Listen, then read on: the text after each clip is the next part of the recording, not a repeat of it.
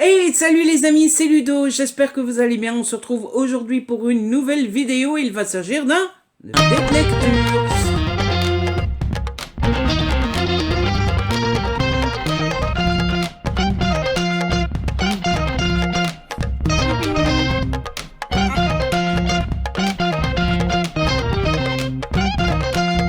En effet, comme la formule le veut, comme vous le savez, je n'attends pas plus longtemps pour vous tourner cette vidéo.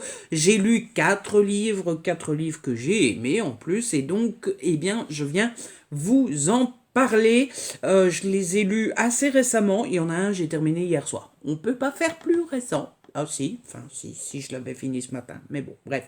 Je l'ai fini ce matin et donc voilà. Alors, pour si jamais ça vous intéresse, dans cette vidéo, dans cette update, eh bien je vais updater deux romances, un young adult, un fantasy. On ne discute pas plus longtemps, on ne traîne pas plus longtemps. Je vous propose qu'on s'y mette tout de suite. Alors, on va commencer par la bête. J'ai commencé, j'ai terminé, j'ai lu. Une fantasy, j'ai lu Dark Rise de C.S. Pacat aux éditions Big Bang. Ce livre est d'une beauté absolue. Il n'y a rien à dire. Regardez-moi ça déjà. Ah, voilà. Comme ça. Voilà. Déjà rien que ça. C'est déjà pas mal. Mais en plus, comme dirait l'ami Kimi, c'est un toc-toc. En plus, il a l'étrange coloris. Voilà, voilà, voilà. Si c'est pas beau, ça, si c'est pas magnifique. Et encore, hein, là, je tourne à la lumière artificielle parce que je suis en Belgique et qu'on est en hiver. À un moment, on ne sait pas tout faire, n'est-ce pas? Et en plus, donc ça lui rend pas hommage, hein, mais en vrai, c'est un vrai jaune bien soutenu, quoi, vous voyez? Et en plus, on ouvre le livre. Oh, waouh! C'est trop beau. Voilà. Bon, déjà rien que ça. J'ai encore rien dit sur le contenu. Déjà le contenant, on va être d'accord, on est d'accord, je suppose, j'espère, ça donne envie. Pour ce qui est du contenu, eh bien j'ai adoré. Voilà. Alors, pour résumer le livre, attention, Ludo va résumer de la fantaisie. Oui, alors je dis avec aplomb depuis tout à l'heure que c'est de la fantaisie. Ça tombe, tout le monde va me dire en commentaire, c'est du fantastique, Ludo. Je pense avoir pigé et je pense que c'est de la fantaisie. Vous me direz quoi en commentaire. Alors, comment résumer ce livre sans spoiler? Parce que forcément, comme toujours, j'ai l'impression, vous savez que ça fait pas si longtemps que je lis de la fantaisie, en tout cas j'en lis pas encore autant que du thriller et de la romance, j'ai l'impression que c'est toujours le cas. Au début, quand on commence le roman, on n'en sait pas grand-chose. On apprend assez vite qu'il y a deux groupes assez distants. Un groupe qu'on appelle les stewards et l'autre groupe qu'on les appelle pas. Voilà, ils n'ont pas vraiment de nom donné. On comprend juste que ce sont des disciples de Simon. Voilà, Simon c'est un grand méchant, un peu à la Grindelwald dans les animaux fantastiques. Et c'est tout ce qu'on sait au début. Voilà, il y a les stewards, il y a les hommes de Simon. On comprend très vite que les hommes de Simon ont enlevé un steward qui comptait beaucoup.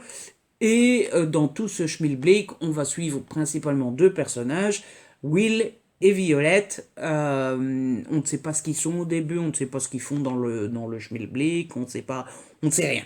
Voilà. Mais, ceci étant dit, parce que je ne vais pas vous laisser là, si j'arrêtais le résumé là, t'es bien gentil Ludo, mais ton truc il donne pas très envie.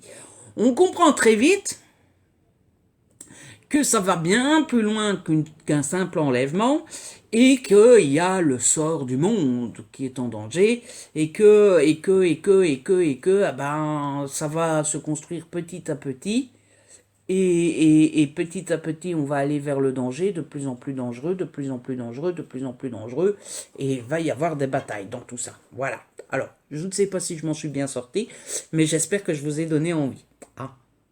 Ah oui, forcément, j'ai aimé le livre, donc j'ai envie de vous donner envie, qu'on me donne l'envie d'avoir envie. Ah, voilà, c'est pas de moi, c'est un grand poète qui disait ça. Franchement, le style de l'autrice est très addictif, ça se lit tout seul. Alors moi j'ai eu peur dès le début, parce que, petit détail que je peux vous dire, sans spoiler, sans rien spoiler, ça se passe quand même en 1821. Hein. Moi l'ambiance 1800, tout ça, J'ai déjà du mal quand ça se passe en 1993, en 1993, si vous êtes français, alors vous pensez bien que 1821, je me suis dit, oui, oui, oui, oui, oui. Ah ben non, non, non, non, non, non, c'est parfait, c'est très bien écrit, on rentre tout de suite dedans. Alors forcément, il y a ce mystère au début, je vous disais, on comprend pas très bien où on est, on comprend pas très bien où on va et tout ça. Ça a parfaitement fonctionné avec moi. C'est parfois un peu inégal parce que forcément, mais bon, ça, ceux qui lisent de la fantaisie en ont l'habitude, il y a forcément toujours ces grands passages où bah, l'autrice nous expose son univers, nous expose les tenants et aboutissants, nous explique le danger, les règles de son univers, etc. Donc voilà, c'est normal, c'est de la fantaisie, mais ça fait toujours un petit creux, moi je trouve personnellement. Et puis à côté de ça, on a au contraire les grands moments de combat, les grands moments où les héros sont en danger, etc. C'est parfaitement maîtrisé. Moi, il y a quelques moments où je me suis dit, oui, oui, oui, la galère, mais dans quoi ils vont? Ils vont jamais s'en sortir. Ils vont tous mourir. C'est pas possible. Il y a quelques moments, alors je peux pas dire lequel, mais il y a un moment en particulier qui m'a fait penser à Harry Potter. À Harry Potter, en face de celui dont on ne doit pas prononcer le nom. Euh, et en plus, comme si tout ça ne suffisait pas, les personnages sont attachants. Je vais le dire avant d'oublier parce que sinon après je vais oublier. Les personnages sont attachants dès le début, mais encore plus au fur et à mesure qu'on les connaît, parce qu'ils sont vraiment tiraillés entre ce qu'ils sont et ce qu'ils sont. Ça ne veut absolument rien dire. Entre d'où ils viennent, de leur histoire familiale et ce qu'ils sont à cause de leur passé, et leur vrai fond, quoi, ce qu'ils veulent être et devenir, tout ça. Donc ils sont complètement tiraillés, c'était super intéressant. Et puis, surtout, comme si tout ça ne suffisait pas, j'ai été surpris. Voilà, je me suis fait avoir, mais comme un bleu. Bon, en même temps, je suis encore un petit peu un bleu, hein, niveau fantasy, mais je me suis vraiment fait avoir. J'ai pas vu le coup venir, j'ai pas vu le twist venir, j'ai pas vu la révélation venir. J'étais là en mode. Bon, alors forcément, une fois qu'on le sait, on se dit ah, ah, ah, ah. Donc quelqu'un qui a l'habitude de la fantaisie ou quelqu'un qui est observateur devinera peut-être. Si vous l'avez lu, dites-le moi. Mais moi, je suis tombé droit dans le panneau. C'était trop méga trop cool. Et j'ai dans ma palle le prince captif. Autant vous dire que il va passer très vite à la casserole le prince là parce que j'ai tellement aimé ça que bah, j'ai envie de continuer à lire du CS Pacat. En tout cas, un grand, grand, grand merci aux ladies de me l'avoir envoyé parce que c'était trop sympa. J'ai demandé sur Insta suite à une de leurs stories. Elles m'ont dit oui, j'y croyais pas. Je l'ai reçu, je l'ai lu, j'ai adoré. Donc merci, un grand, grand, grand merci à vous, à toi, à vous. Ça dépend si c'est un groupe, si je remercie la personne en la tutoyant ou si je remercie la personne en vous voyant. Je ne sais pas ce que j'ai le droit de faire ou pas, si j'ai le droit de tutoyer ou pas.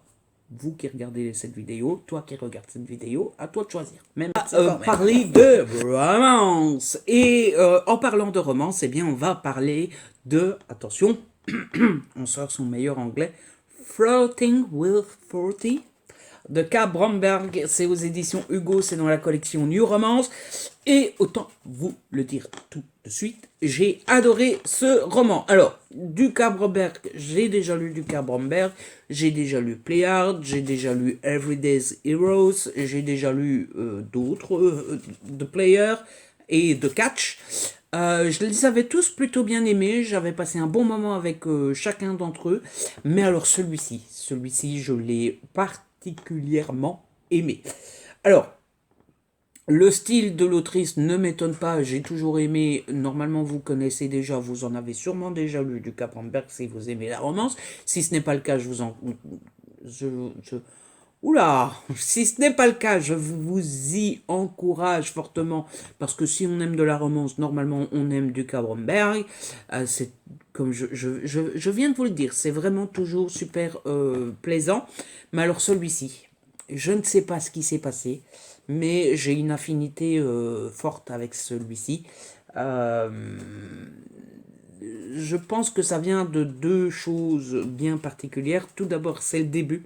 La rencontre entre les deux personnages, c'est le genre de rencontre que je préfère. Et surtout, l'autrice a su m'alpaguer. Je ne sais pas d'où me vient ce mot-là. Elle m'a alpagué. À la 10e page, quoi. Pof, 10e page, j'étais dedans, je pouvais plus arrêter. C'est vraiment une rencontre. Alors, est-ce qu'on peut le dire sans spoiler ça vous dérange qu'on vous dise comment les deux personnages se sont rencontrés?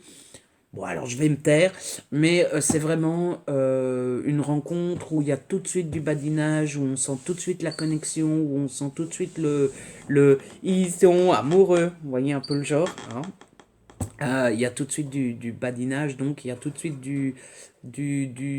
ce côté, je ne retrouve plus le mot, mais vous voyez où on se charme, où on sent tout de suite que ça va le faire, tout ça, tout ça, tout ça, c'était trop mignon, qu'est-ce que j'ai aimé. Et puis la deuxième chose qui est très réussie dans ce roman, c'est le thème principal. Alors le thème principal à la base, c'est l'approche des 40 ans. Euh, et le fait que l'héroïne qui s'appelle Blakely approche des 40 ans et donc elle trouve qu'elle est trop vieille, elle trouve que sa vie est faite, elle trouve qu'elle n'est plus dans le coup, que les jeunes sont meilleurs qu'elle, etc. etc. Bon, moi, ce cas-là, je ne l'ai pas encore. Je deviens vieux. Je vais sur mes 32 ans. Mais je n'ai pas encore 40 ans quand même. Par contre, à travers cette thématique de la quarantaine et du fait qu'on ne se sent pas sûr de soi, qu'on ne se sent pas capable, etc., parce qu'on a 40 ans et qu'on se trouve vieux, moi j'ai pas 40 ans, mais je manque beaucoup de confiance en moi. Et donc le fait de ne pas être capable, le fait de ne pas savoir, le fait que les autres fassent mieux que nous, le fait que on est moins bien que les autres, je le vis, c'est ma vie. Bienvenue dans ma vie. Donc, un livre qui parle de ça, forcément ça me touche, forcément ça me parle, et forcément je ne peux être qu'embarqué avec. Et comme je le disais à Cabramberg, parce que j'ai rencontré Cabramberg, bah ouais. Comme je lui disais, un livre qui parle de ça, ça fait du bien, et surtout un livre qui, mine de rien, nous le dit et nous le répète tout du long. On est capable, on peut faire ce qu'on veut, on peut tout faire et the sky is the limit, eh ben, ça fait du bien. Voilà. Qui que l'on soit, qui que l'on soit, quoi que l'on fasse, quoi que l'on veuille faire, quoi que l'on voudrait faire, c'est peut-être un peu plus français, eh ben on peut, les amis. On peut, il faut y aller, il faut sauter le pas. Oui, je vous le dis, alors moi je ne le fais jamais, mais on peut. Donc voilà, moi ça m'a beaucoup touché, ça m'a beaucoup parlé, ça m'a beaucoup fait du bien, tout simplement. Et puis ben, forcément, le drop, on fait semblant de se mettre ensemble, ça marche toujours parce que bon, ben, on le sait dès le début, hein, vous faites semblant. Et la marmotte, hein, voilà. Et puis surtout, ce côté, en fait, ils sont... j'ai le droit de le dire? Hein, c'est pas dit. C'est pas dit. Bon, ce côté, il y a donc d'un côté Blakely,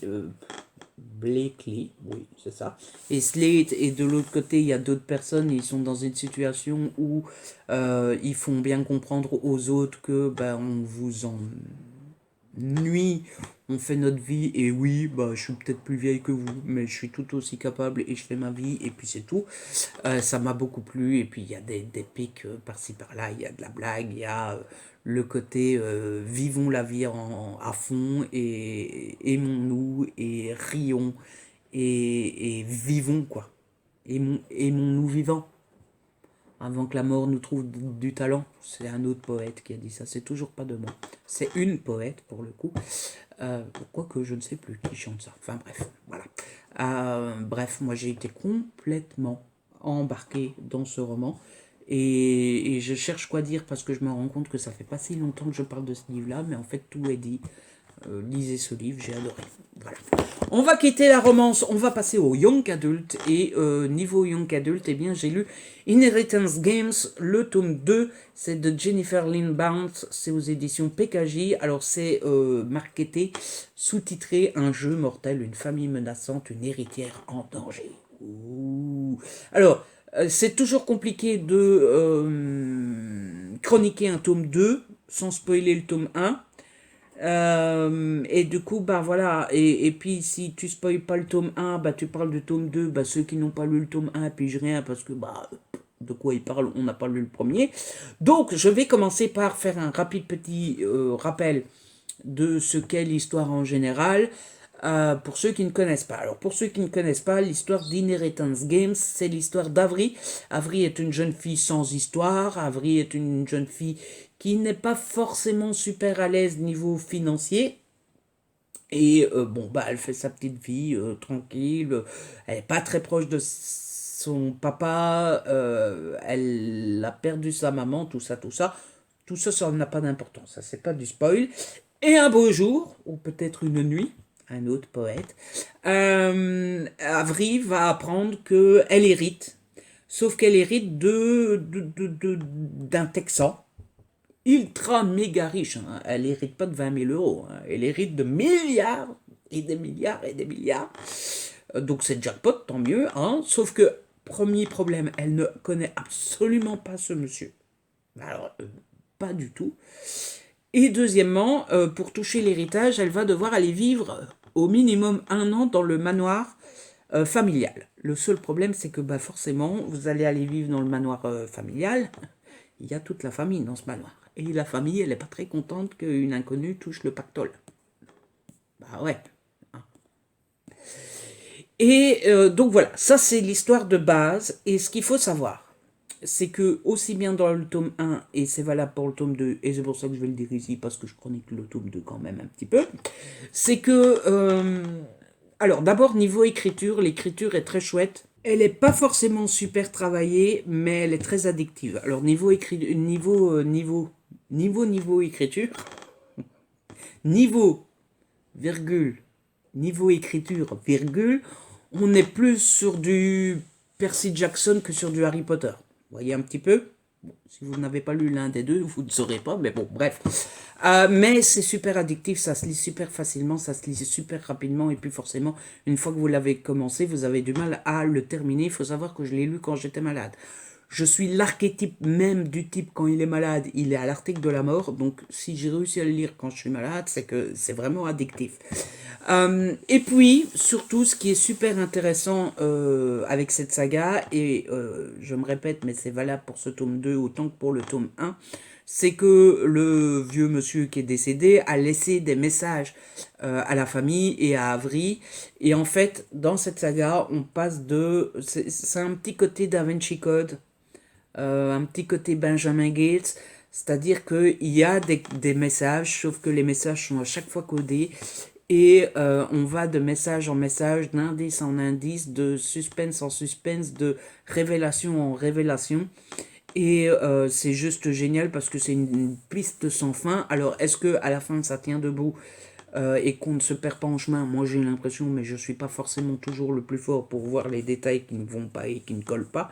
En tout cas, moi ça m'a convaincu, donc c'est le principal, puisqu'après tout c'est moi qui l'ai lu. Voilà. Et c'est génial parce que, en fait, à chaque fois qu'on tombe sur une révélation et qu'on a une réponse, ben on repart pour une autre révélation et ainsi de suite et ainsi de suite. Et bah ça participe au côté addictif et puis bah c'est juste génial quand c'est comme ça, forcément. Et puis l'autre chose que j'aime beaucoup dans cette saga, c'est que vous avez donc Avery qui arrive dans ce manoir avec toute la famille, et dans la famille il y a une fratrie. Ils sont 4 de mémoire. Vous savez que moi, il a mémoire. Et la fratrie n'a rien forcément de super contre, n'a rien contre Avery. Et certains frères sont même très proches d'Avery. Mais je ne sais pas si c'est moi qui suis bêta et qui ne comprends pas très bien, mais je trouve que dans l'écriture et dans les détails de l'histoire, il y a ce petit quelque chose qui fait que on ne dit pas clairement les relations qu'ils ont. Et donc moi ce que j'aime beaucoup, c'est que je trouve qu'il y a une ambivalence dans les relations entre les frères et Avery. Et on ne sait jamais s'il l'aime vraiment, s'il se sert d'elle, s'ils sont vraiment avec elle, s'il l'utilisent pour découvrir les indices, etc., etc. Et moi c'est une ambivalence que j'aime beaucoup. Donc voilà.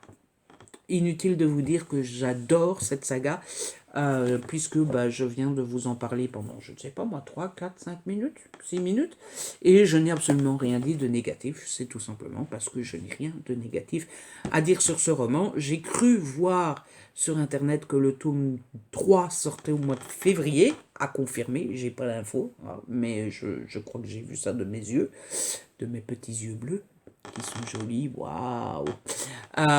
Et j'ai trop hâte d'être au mois de février parce que j'ai trop hâte de lire enfin ce tome 3 et d'avoir le fin mot de cette histoire.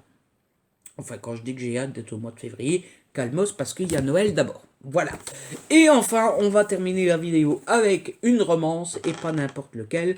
Je pense qu'en anglais on dit The Last But Not The Least. Il s'agit de Pick Me Up, c'est le tome 1, Slave of One Night. C'est écrit par Fanfan Degdes. C'est aux éditions Hugo dans la collection New Romance et c'est en format poche et c'est un petit coup de cœur. Alors, c'est assez simple.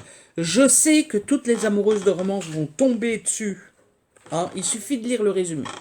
Je lis, allez, combien il y a 2 phrases pour que vous aimiez. En pause forcée, il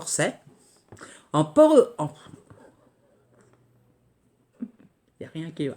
En pause forcée, très célèbre chanteur du groupe de rock Slave of One Night, donc c'est un chanteur, revient dans sa ville natale, blasé par son quotidien sous les feux des projecteurs, et il redevient Thibaut, père célibataire d'une adolescente de 12 ans. Voilà, on a ça, vous aimez la romance, vous tombez dans le panneau. Me dites pas non, je le sais, j'en fais partie. Les pères célibataires s'appelaient toujours, les groupes de musique s'appelaient toujours, et autant vous dire que si vous achetez ce livre-là, vous allez en avoir pour votre argent, parce que non seulement les papas et la musique, ça fonctionne toujours, mais ça ne fait pas tout, il faut aussi qu'il y ait le style et l'histoire, et autant vous dire que le style et l'histoire sont là. Le livre fait quand même, mine de rien, parce qu'on rigole, mais c'est 635 pages. Il faut se les taper, les 635 pages. Parce que si on vous donne 635 pages des mémoires de Bill Clinton, c'est pas la même histoire. Hein? Ah ben ici, ça passe tout seul. Le style de l'autrice est juste exceptionnel. Franchement, moi j'ai pas vu le temps passer. Pourtant, comme je vous disais, c'est quand même une belle bricasse. Je trouve que le mélange entre la vie quotidienne, la vie de Thibaut et le mélange rockstar, obligation d'homme célèbre, obligation de créer le leader des Slave of One Night est parfaitement dosé. Je trouve les personnages super attachants. J'ai hâte parce que je pense qu'il va y avoir des tomes suivants sur les autres membres du groupe de musique. Alors on les aperçoit pas énormément dans ce tome-ci, on les aperçoit quand même et ça donne déjà envie.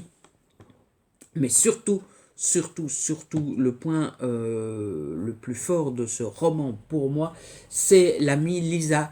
Lisa qui souffre d'un handicap. Je pense que ça s'appelle, c'est quand même un handicap à mon avis, parce que vivre avec ça, ça doit pas être facile tous les jours. Elle est bègue. Je pense qu'on dit ça comme ça. Je suis désolé si je m'exprime mal, mais elle bégait. Hein, voilà. Et forcément, elle est super attachante, d'abord, parce que quand on aime quelqu'un et qu'il a un handicap, ben on s'attache. Alors je sais, il ne faut pas s'attacher à quelqu'un juste pour son handicap, mais on s'attache quand quelqu'un a du mal dans la vie à cause d'une saloperie. Bon ben voilà, moi je me suis beaucoup attaché à Lisa. Je me suis beaucoup attaché à Lisa aussi parce qu'elle est d'une gentillesse extraordinaire et ça se sent directement. Je me suis beaucoup attaché à Lisa parce qu'elle a un entourage de ouf, dont des meilleurs amis qui la protègent. Alors je sais, personne n'a besoin d'être protégé, mais forcément quand tu es ami avec quelqu'un qui souffre, ben, tu la protèges un petit peu quand même. Et puis j'ai aimé Lisa parce que forcément, qui dit souffrir de quelque chose depuis qu'il est enfant, dit avoir un passé, un vécu, un passif. dit en souffrir dans sa vie actuelle. Je ne sais pas si on a tous ça, mais voilà. Et en plus, il n'y a pas besoin d'un handicap physique pour vivre ça. Moi, par exemple, ça fait un peu, je ramène tout à moi, mais moi, par exemple, je suis gros depuis que je suis petit et je manque de confiance en moi depuis que je suis petit et j'ai de l'anxiété depuis que je suis petit. Forcément, ça joue sur ma vie actuelle. Voilà. Donc forcément, vous vous doutez bien que quand Lisa bégaye depuis qu'elle est toute petite, bah, elle s'est protégée, elle s'est barricadée, elle se méfie de tout et surtout des hommes qui s'intéressent à elle. Elle croit forcément tout de suite qu'on se fout de sa gueule. Hein, clairement, disons les choses, appelons une poule une poule. Donc c'était super intéressant de voir comment elle allait s'en sortir. Mais surtout, voilà, on connaît le principe des romances. Hein, on sait qu'ils vont terminer ensemble, quoi qu'il arrive à la fin. Et donc, on était pressé, enfin, j'étais pressé personnellement, qu'elle s'ouvre et qu'elle se laisse aller, qu'elle se laisse faire et qu'elle ait enfin confiance en Thibaut. Et puis surtout, bah, c'était magnifique de voir Thibaut, bien que ça me passe par la tête là maintenant, bien que ça soit normal, mais c'était mignon de voir que Thibaut, comment dire, ça s'accrochait, c'est pas très joli, mais que Thibaut ne la laissait pas tomber sous principe, sous condition, sous prétexte que oh c'est bon, elle est pas sûre d'elle, elle me fait attendre et tout ça, je passe à autre chose. Non, il y a été par étapes, il a réussi à la convaincre, il a réussi à lui montrer qu'il se foutait pas de sa gueule et qu'il l'aimait vraiment. Et c'était très mignon. Donc voilà, trop beau couple. Avec un père célibataire, de la musique, un style parfait. Bref, je pense que j'ai tout dit, tout ce que je devais dire sur ce livre. Lisez-le, vous passerez un super bon moment. Moi, j'ai adoré. Et voilà, c'est comme ça que se termine cette vidéo. J'espère qu'elle vous a plu, j'espère que vous avez passé un bon moment, j'espère que je vous ai convaincu d'en lire au moins un tout petit, au moins. En tout cas, si la vidéo vous a plu, n'hésitez pas à la liker, n'hésitez pas à la partager, n'hésitez pas à me laisser un petit commentaire. Vous savez que j'adore vous lire. Si ce n'est pas encore fait, abonnez-vous. C'est gratuit et ça fait plaisir. On se retrouve très vite pour une nouvelle vidéo. D'ici là, prenez soin de vous et de ceux que vous aimez. Ciao, bye bye.